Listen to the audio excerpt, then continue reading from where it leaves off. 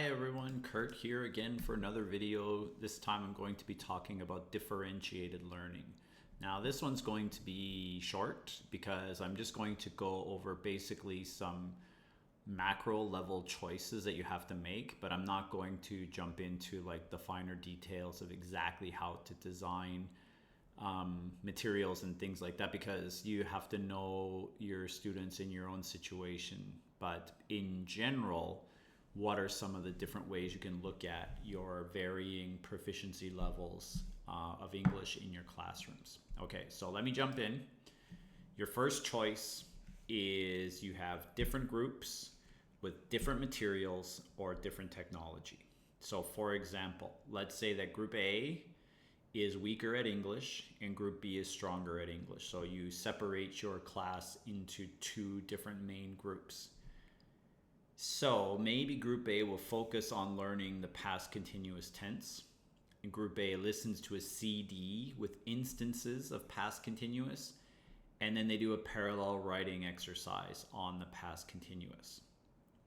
However, group B, maybe they already have this base that group A is working on. So instead of them doing the same task as A, they do some internet-based research and then they have a group discussion on what they've found. Now, that could be on the grammar itself, or it could be some type of research that enforces or allows them to practice the usage of the past continuous tense. So it depends on their ability. Maybe they already got it and they already can do these structures. So just doing that again, it's kind of a waste of their time. So you let them do something that activates their cognition instead. Okay, so this is one choice. Your second choice is to have different tasks with the same material and technology. So for example, students in different groups do different tasks. So a first example would be like this. 3 different levels of questions are given to the students, and all students are encouraged to complete as many as they can. So let's say you give 10 questions. So you break them into levels. So the first 3 questions would be level 2. The next 3 questions would be, the first 3 questions would be level 1. The next 3 will be level 2. And then the last 4 will be level 3. And you say, okay, if you're in this group, of course you don't call them low-level students. Maybe you call them A. You have a fancy name for them. Whatever you want to do is fine. I've seen all kinds in the classes. I've had grandfathers and fathers and brothers or mothers and daughters. I've seen CEO and manager and worker. To me, students are very smart. So they know what the different groups mean. They're able to figure it out. So try not to embarrass anybody when you do this. Make sure the students are okay. Anyways, okay, back to the example 1. So maybe your low-level students, they only need to complete level 1. Of course, you encourage them to try level 2 as well. But as long as they finish level 1, then they've reached as much as they have to. But those high-level students, they need to get all the way to the end. And so for them, it starts off easy, but it gets more and more challenging. Another example would be to ask low-level questions to low-level students and then ask high-level questions to high-level students. So you can see here, I've got repeat after me or who's the main character. So we just read a story, you ask something that they can answer. And then maybe for the high-level students, you ask something like, okay, so why are we using past tense here? Why did the main character steal the money? What was his or her motive? So see, same material, but different tasks asked. Okay, and then number 3, which is the coldest of them all, ignore the problem. Some teachers believe that students will find their way in a heterogeneous group. I'm low level, I'm just low level. I mean, I'm not saying this way is right or wrong, but it's one of the choices. And I know when I was younger, if you think about the different subjects like math class and science class, we didn't have different groups, different tasks. You were either good at it or you weren't. And it is a colder way to look at it. I don't necessarily agree that you should ignore the problem, but it is one of the options. But you have to be careful with this one, because if you give everybody the same task because you don't want to make different tasks for different students, the high level may get bored if it's too easy, and the low level may give up because it's too hard. So what you're left with is just that middle group that's being challenged. So I'm not sure. And I've seen this happen in many English classrooms in Taiwan, in that the high level students are always bored because the book is too easy for them, because they've gone to this English kindergarten. They go to cram school after school from grade 1 on.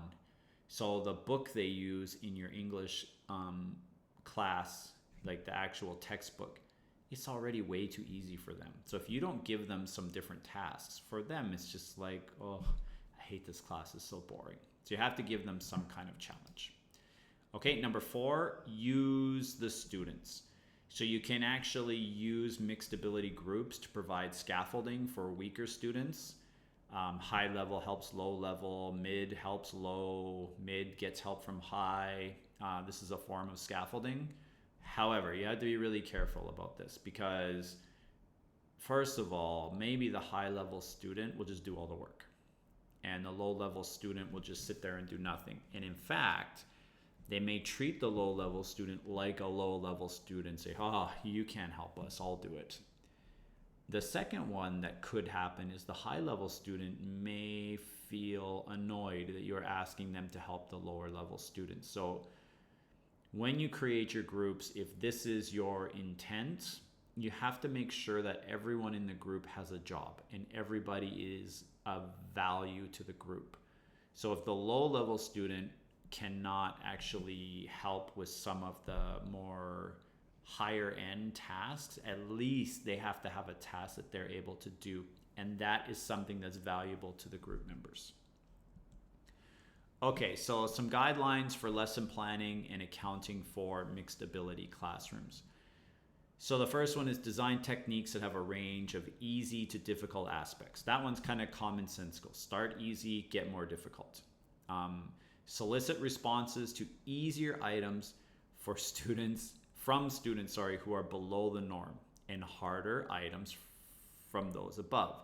Don't ask the easy questions to the students who are very good at English. Save the challenging questions for them. This is important for so many reasons. If I'm a low-level student and you ask me a low-level question and I get it right, you've just improved my self-esteem and you've improved my confidence. If you ask me a high-level question because you don't want to be unfair and I have no idea what you just said, you just killed my confidence. Now, some of your high-level students, they will want to answer a lot of questions. Save the difficult ones for them. And don't always wait for students to raise their hand, because many won't. So you have to make them or choose them to answer. Try to design techniques that involve all students actively. Use judicious selection to assign members of small groups. So as I mentioned before, make sure they either are deliberately heterogeneous or homogeneous. It doesn't matter. There's no right or wrong way. You could put all high-level students together so that they challenge each other. You can put all the low-level students together so that they are able to all work together. But maybe you need to change the task, right? Different tasks for different levels. Use small group and pair work. Use it a lot, because in this type of classroom, maybe many students need your help, and this is a great way to do it. They're all working together in groups. You walk around and you help those students who need it. That allows you to be kind of a tutor while they're doing their work. So if you have a group that's all low level together, actually can walk over there and give them a hand while they're doing their work. Okay, and that's it. So short and sweet today. Hope everyone's doing well. We'll see you next time. Bye-bye.